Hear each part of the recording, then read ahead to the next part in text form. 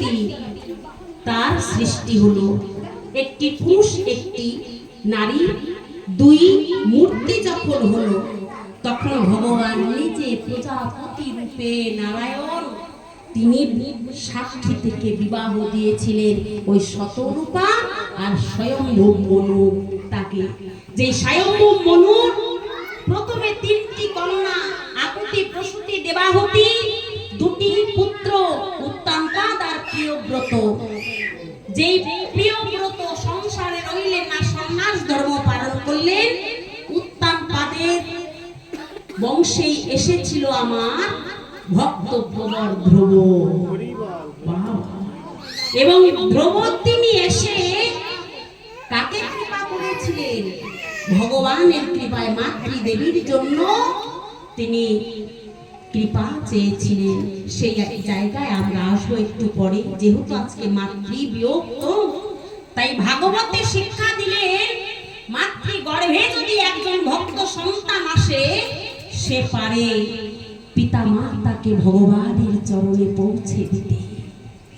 তাই সেই স্বয়ম্ভূ আর শতরূপা সেই স্ত্রী পুরুষ মূর্তিকে ভগবান নিজে প্রজাপতি নারায়ণ রূপে বিবাহ বন্ধনে আবদ্ধ করেছিলেন। ভাগবত বলেন সেখান থেকে সৃষ্টি জাগতিক জগতে নারী পুরুষের মিলন। তাই রুক্মিণীর পত্রটা যখন পেলেন, ভগবান আর দেরি করলেন না। ভগবানের রথের সারথি দারুককে বললেন, দারুক তুমি রথটা সাজাও। রথটা সাজালেন চারটি ঘোড়া দ্বারা, শ্বেত শৈব শতবাহু অগ্নি চারটি ঘোড়া সাজিয়ে দিলেন। এবার ব্রাহ্মণকে রথে তুলে ভগবান সেই রথে বসলেন। দারুক হলেন রথের সারথি।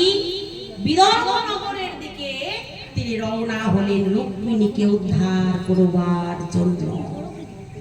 রুক্মিণীকে উদ্ধার করবার জন্য এবং রুক্মিণী পত্রে লিখে দিয়েছিলেন, হে অনাদিরাদি গোবিন্দ, যদি তুমি মনে মনে ভাবো যে আমাকে উদ্ধার কালে তোমার অনেক প্রিয়জন নিহত হবে, তবে আরেকটি উপায় আছে।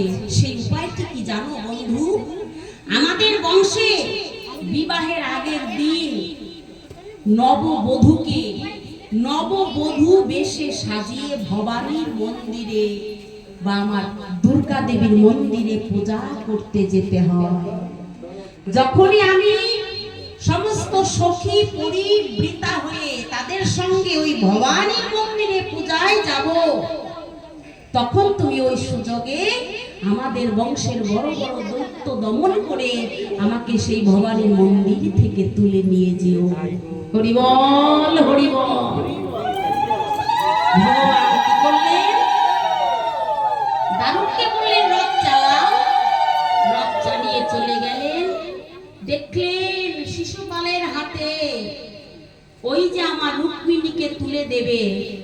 রুক্মিণী পত্রে লিখেছিল, হে গোবিন্দ, আমি যে তোমার চরণে সঁপে দিলাম নিজেকে, এই সিংহের সেবার প্রসাদ যেন নেকড়ে বাঘের সেবায় না লাগে। সুন্দর করে ভাগবতে বললেন। কেন বললেন? না, তুমি হচ্ছে অনিন্দ সুন্দর অনাদিরাদি গোবিন্দ, তোমার ইশারা ছাড়া কোনো বৃক্ষের একটি পাতাও মৃত্তিকায় খসে পড়ে না। তা তোমার চরণে যদি আমি নিজেকে সঁপে দেই, সেই সঁপে দেওয়া বস্তু যদি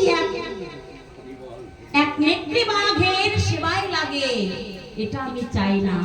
তুমি সিংহের মতো শক্তি নিয়ে তুমি আমায় এই কুল থেকে উদ্ধার করে নিয়ে যাও।